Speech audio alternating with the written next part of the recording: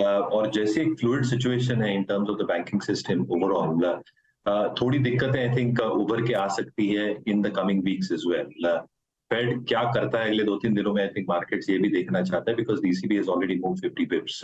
तो कहीं ना कहीं आई थिंक फेड के एक्शनेबल्स जो 25 बिप्स बाजार मान के चल रहा है, अगर वो आता है तो ठीक, नहीं तो I think the markets might take it negative if it's 50 bips hike.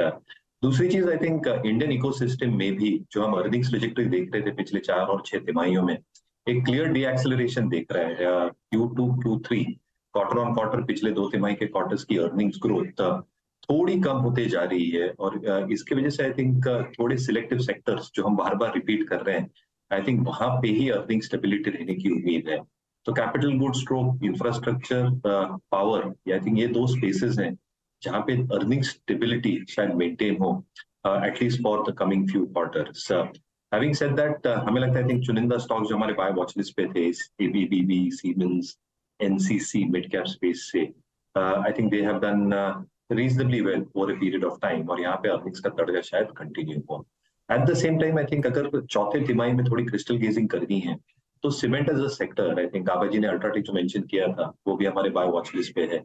Cement as a sector can actually surprise on the positive side. I think जितनी भी नेगेटिव्स Q2 ऑन Q3 शायद वॉल्यूम्स में देखे गए थे या एबिटा पे देखे गए थे because of input cost inflation, इसका एक बहुत शार्प रिवर्सल शायद Q4 में देखा जा सकता है, specifically in terms of medium and high grade coal prices coming off, freight costs coming off quite significantly, और जो internal power consumption की वजह से power expenses अच्छे खासे बन सकते हैं, along with stable volumes expected to come through at least for this quarter, और उसके बाद के quarter में भी with the government push towards infrastructure। तो हमें लगता है I think ये चुनिंदा spaces हैं जहाँ पे earnings बहुत stable रह सकती है, and cement as a sector can surprise positively earnings के हिसाब से as far as Q4 is concerned। लो, कावा साहब ने टेक्निकल्स मेंशन कर रहे थे, फंडामेंटल्स भी लग रहा है सपोर्टिव ही हैं।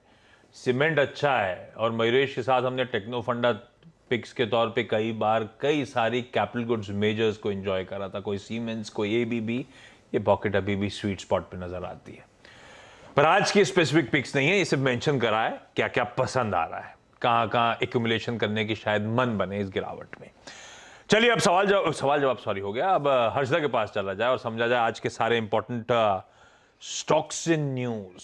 उसमें पहले तो सुना है कि बिस्लरी अभी चौहान साहब ही पिलाएंगे। हाँ, वही पिलाएंगे, क्योंकि टाटा सन्स के साथ जो बातचीत हो रही थी, लार्जली टाटा कंज्यूमर के साथ जो बातचीत हो रही थी, अब वो खत्म हो गई है। टाटा कंज्यूमर ने दरअसल बता दें कि मनी कंट्रोल पर दिए गए विचार एक्सपर्ट्स के अपने निजी विचार होते हैं।